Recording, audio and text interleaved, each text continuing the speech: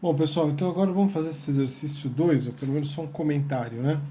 Então tem todo aqui, tem um desenho aqui, ele está um pouco escuro, mas dá para enxergar aqui, né? Ele fala que tem um cilindro com uma peça de um formato, tal, né, de um tambor. O cilindro é livre para girar, tudo, uma corda enrolada aqui no cilindro 1, uma outra corda enrolada aqui no cilindro 2, etc. E aí no final ele fala assim, supondo que os módulos de T1 e T2 são iguais, qual o torque resultante atuando sobre o cilindro e qual o sentido que o tambor vai girar? Então, só você ver aqui que, olha só, se eu puxar o T1 aqui, T1 é esse aqui, ó, puxar esse tambor maior, ele tende a girar nesse sentido. Visto daqui, né, da minha... Mas esse aqui é o sentido horário. No entanto, alguém puxando o cilindro menor com esta tração T2 aqui, isso aqui tenderia a girar o cilindro nesse sentido e, por sua vez, girar o cilindro maior também no sentido anti-horário.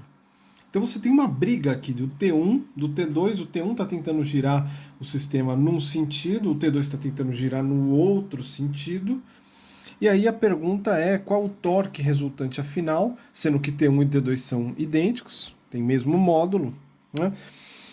E dado o torque resultante, qual é o sentido, portanto, que o sistema irá girar, né? Então aqui, gente, é só lembrar, deixa eu pegar aqui, vamos continuar com a minha folha aqui, esse aqui é o exercício 1, né?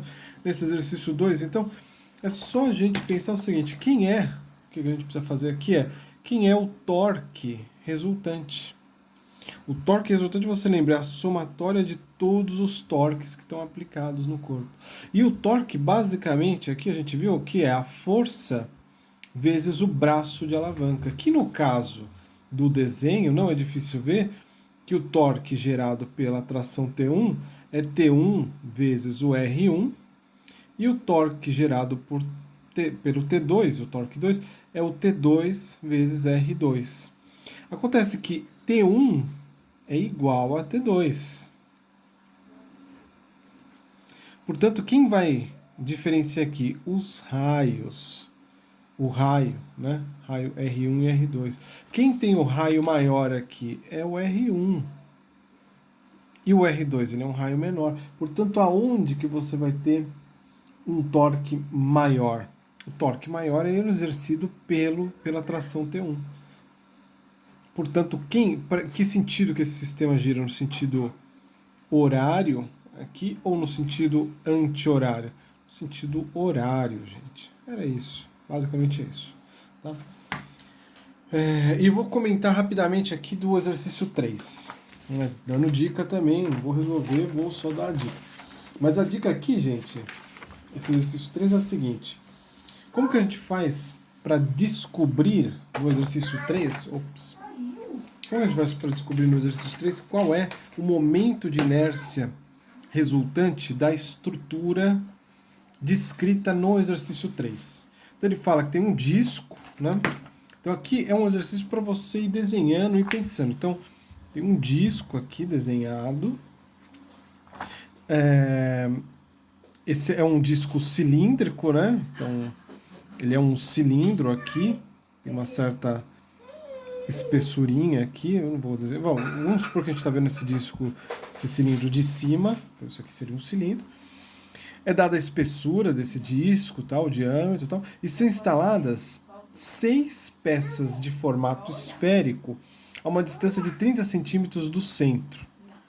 Bom, gente, é só você imaginar o seguinte, se são 6 peças, aqui a gente vai ter o quê? Em distâncias iguais, né? A gente vai ter a formação aqui de um hexágono.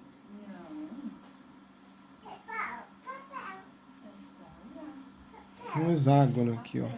2, 3, 4, 5, 6. Um hexágono. Centralizado com relação a esse daqui. Né? E elas estão fixadas por parafuso aqui. Cada uma delas tem massa dada com raio e tal.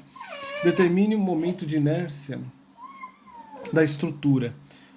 Pessoal, vai ter que calcular o momento de inércia primeiro do disco e somar com o momento de inércia das esferas com relação ao centro do disco.